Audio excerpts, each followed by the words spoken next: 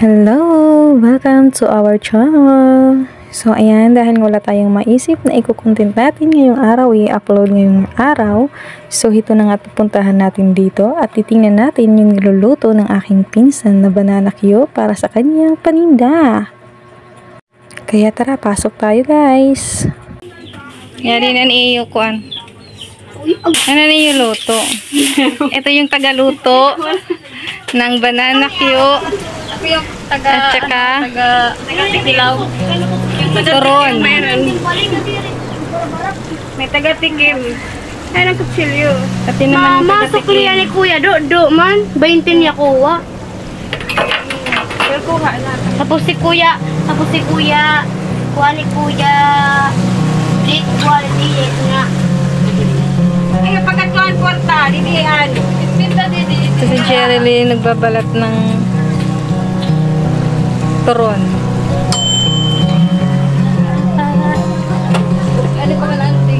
Ang ganito daw magbalat ng turon. Walang gloves yung kamay. Okay, salera mo. Ang ganun yung manini, order. 5 piso lang yan dito sa amin. 5 piso yun, bakit? Yung 5 piso dito, 2 tuhog na saging. Yo. Isang tuhog, tsaka isang maliit. Pang maliit. Yan. Ito, tsaka ito, 5 piso na yan. Yeah, syempre, kailangan mo mag-Tagalog.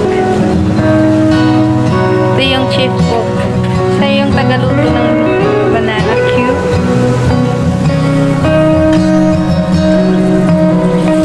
Kasi kung rin na banana Q. Kasi may order sa inyo.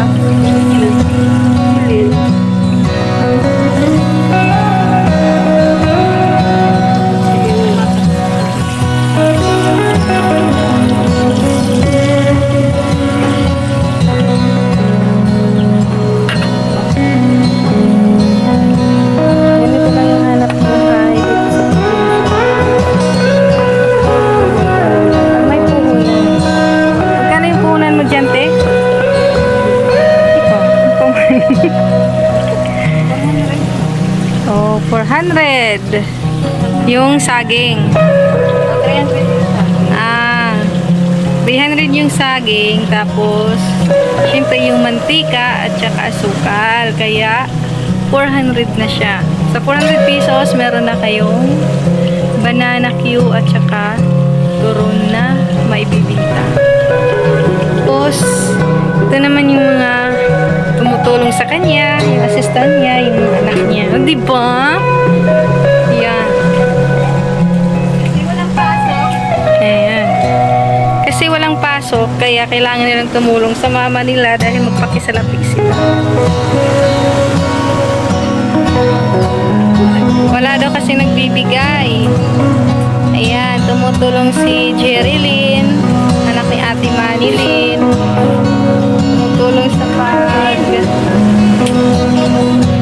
sa mama nila. So, ayan. Bali, pinaghalo-halo na lang niya yung turo. May asukal na yan.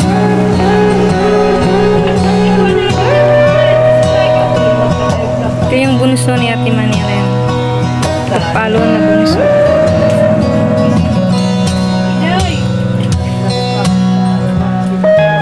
Ano yung mga kuan?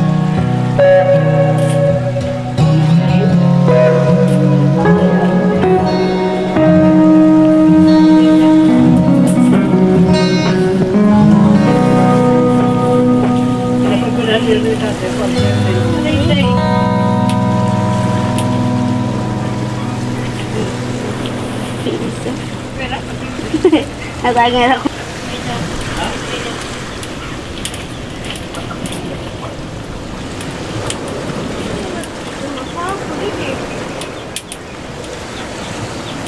Salió, agora, tipo, não, foi,